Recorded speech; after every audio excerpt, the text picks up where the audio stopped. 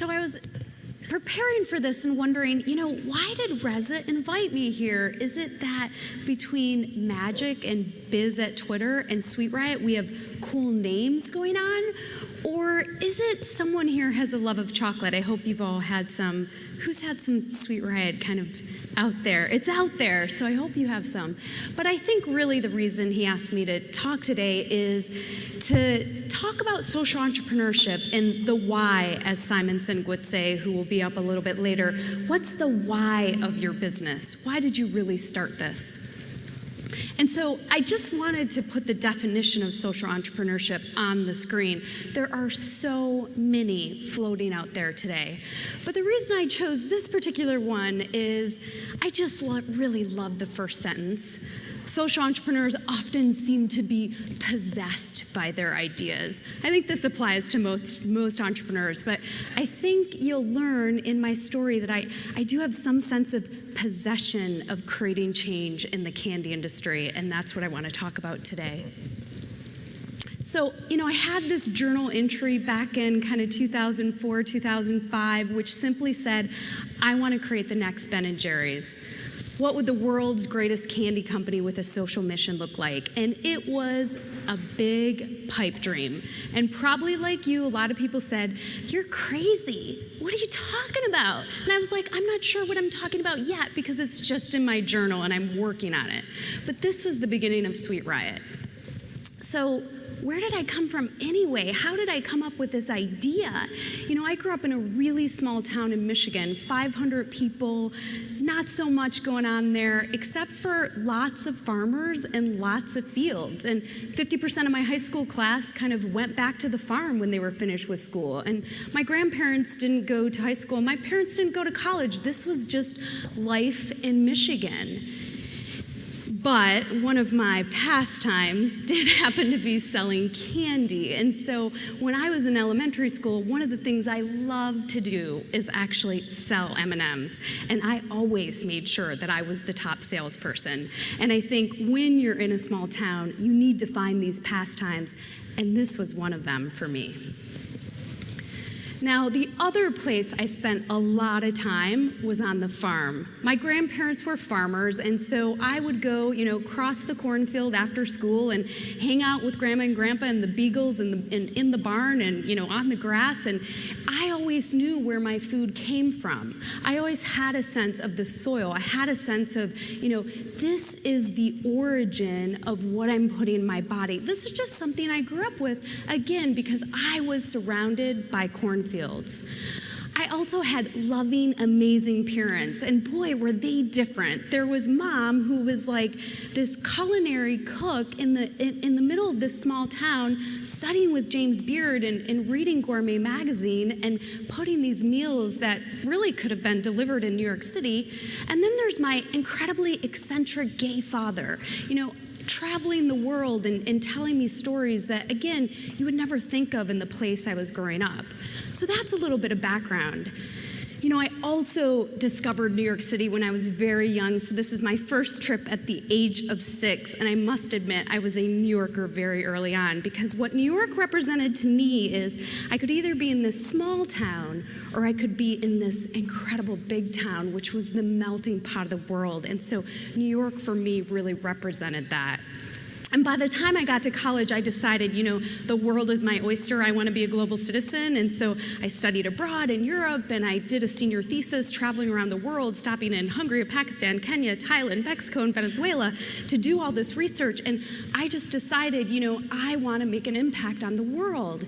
And I got really involved in this organization called ISEC that sets up programs for students to, travel, educate, do internships in 90 different countries, and that had a huge impact on me. So we're now in the early 90s, I'm 20-something, and I'm thinking, I'm already on the Margaret Mead quote, like, this is my life. I want to be one of those people, that small group of people that is out there changing the world. And so this quote has been with me for 20 years now. It's really a small group of people can make that impact. So what's that impact going to be? in this kind of time of college, I was also learning about people like Muhammad Yunus. He now is, microfinance now is kind of known by everyone, and people know the Grameen Bank and know Muhammad Yunus and the movement he started, creating micro lending for women. But 20 years ago, people had no idea. And then I learned about Anita Roddick and the Body Shop and this whole idea that, this woman, this activist could go out and try and change the entire beauty industry. And she could say, I'm not going to test on animals, and I'm going to put social causes in my consumer products, and I'm going to do it all differently. And I thought, boy, these people, Muhammad, Anita, boy, are they on to something. I want to be on this path. And then, of course, there are ice cream friends. And, Ben and Jerry went out there and said, you know what? All of our ingredients are going to come from Vermont and Vermont cows.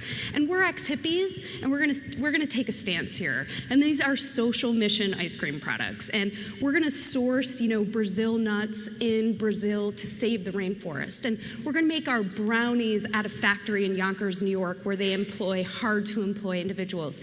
They took a stance. So 20 years ago, that attached to my mind, and I thought, these people, they're onto something. Business for social change. It wasn't even called social entrepreneurship then, but I knew this is the movement I want to be a part of. So let's go back to the journal entry. I'm sitting here 2004, 2005. I want to create the next Ben & Jerry's. What does it look like? What's the world's greatest candy company with a social mission look like? I need to get on this journey. I had the MBA from Harvard at this point. I was doing work at Yahoo, driving my convertible in San Francisco and Silicon Valley and having a nice life and saying to myself, this is not my American dream. I got to get out of here. I got to get back to that place called New York City and start this thing. And so what did I do? I got myself back to New York City, and then I decided, you know what, let's be a global citizen. Let's move to China for a summer and start writing the business plan there. And so the summer of 2004, I literally moved to Hong Kong and started couch surfing on all my college friends' couches and decided that I was going to find this diamond in the rough in China. There must be a candy diamond in the rough there. I mean, China is the next superpower. I've done work there before. I'm going to find it. I planted myself in Hong Kong. I went in and out of the Pearl River Delta region, traveling, finding all these candy factories and meeting with people and trying to figure out, where's the diamond in the rough? What's the future of candy? Maybe it's really in China. Instead, this is what I found. I found lots of lollipops, lots of gummy bears, all sorts of candy. But, right in the middle of this visual here, you'll see lots of sugar as well. And I thought, that's not the candy I want to make. This is artificial sugary candy. There must be a different kind of candy here. And then as I started to look deeper and deeper at the industry, I realized, that thing we thought was the Hershey's chocolate bar? It's not the Hershey's chocolate bar, it's the Hershey's sugar bar. The main ingredient is sugar. And if you look at the real content of cacao, which is the chocolate content, it's 4 to 10%, depending on what statistic you read. It's not a chocolate bar, it's a sugar bar. So now I'm a little stuck. I'm feeling like I'm a social entrepreneur. I want to start this amazing candy company, but there's something in my gut saying, I can't give people sugary, terrible treats. We already have an obesity problem in this country. I have to do something different. I also fundamentally knew that I was not going to be the company that said, I make cigarettes, guys, but don't worry. I have a huge corporate foundation. I give so much to the community. I really am a socially responsible company. That was not going to be the way that I did business.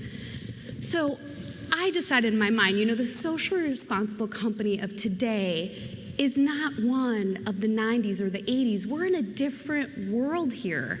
If you don't get your soul right from the very beginning, your company will be broken. And so if I was going to go out and say, I'm a socially responsible leader and entrepreneur, I better get the soul right. And for me, the soul starts with your product and your people of course you're doing community partnerships as well. But if you get your product wrong and your people wrong, it's not a social entrepreneurship venture. Because today's world is a different world, a totally different world. It's not only that you want to be aligned with your values and what you stand for, but guess what? With the internet in the world today, people have access to information like ingredient labels in a second, or your company's practices in 2 seconds. So consumers demand different things. They want to participate. They self-educate themselves. This also means they need a totally different set of products with a mission, products with a healthy aspect to them, products that actually stand for something. And for me, that was very critical to the creation of Sweet Riot was, what are we going to do in this whole new world of consumers? It's no longer Ben & Jerry's in the 1980s. It's 2005. So I went on a journey, and that's when I found the cacao bean. And I think they're going to pass some out to all of you so you will have a chance to touch really the soul of chocolate. The cacao bean is what chocolate really comes from. And so for me, if I was going to start the world's greatest candy company, I really better figure out, where did candy really, really come from? And here's the reality, guys. Chocolate comes from a fruit. Chocolate comes from a fruit tree.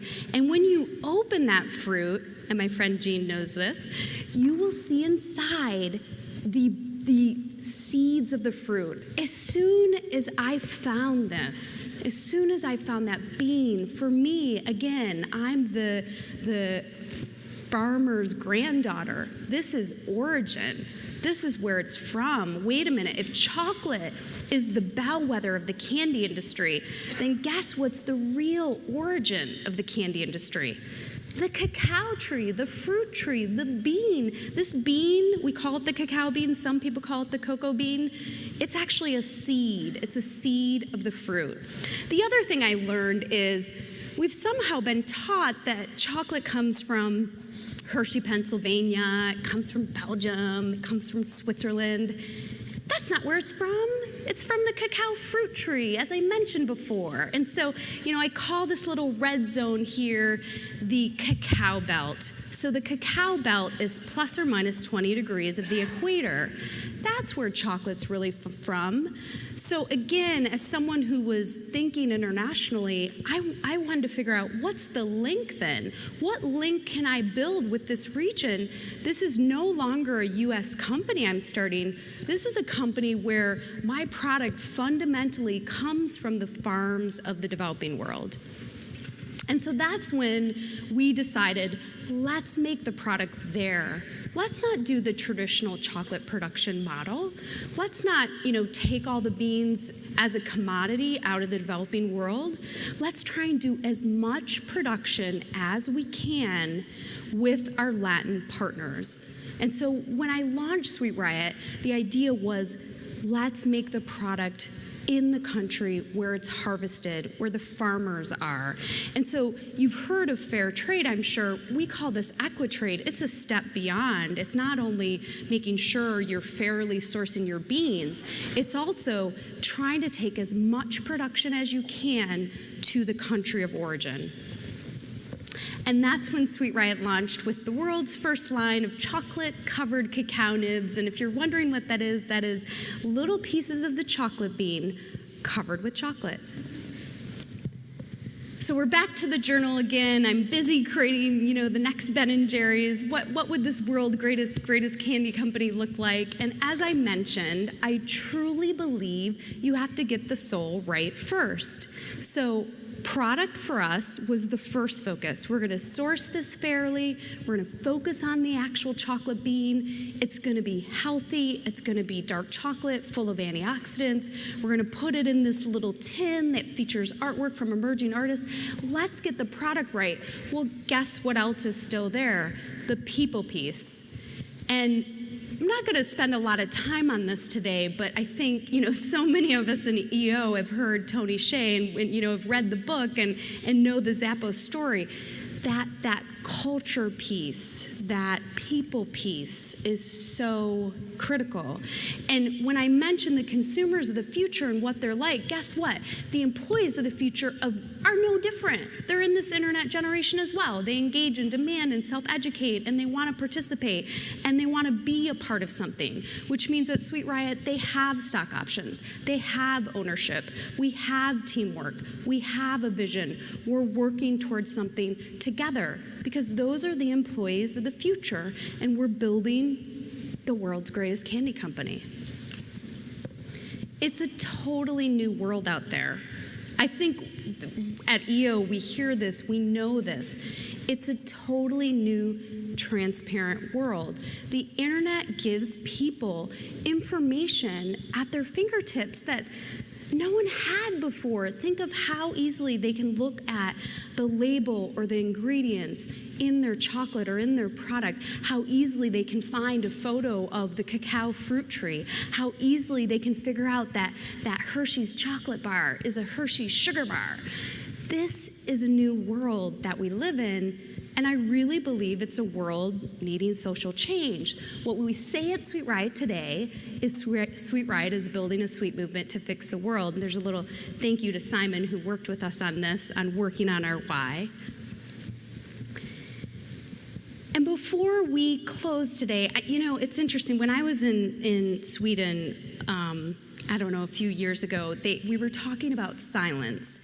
And the Swedes love silence. And there's silence in their conversations, and it's okay. And I think Americans don't love silence as much, but we're gonna have a few seconds of silence. What I want you to just think about for a moment is, what's your journey? How do you want to change the world? It's great, I'm telling you what I'm doing, but you know what? It's all of us committed, as Margaret Mead would say. How are we going to change the world? And EO obviously has the power to change the world. So let's just take a few seconds of uncomfortable silence so you can think about that.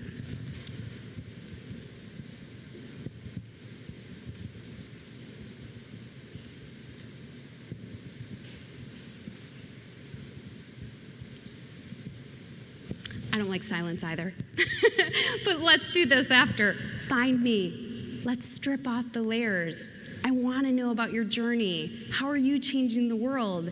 It's our chance. Social entrepreneurship is not going away. Yes, it's a new trend, but this sense of building social change into your business is real.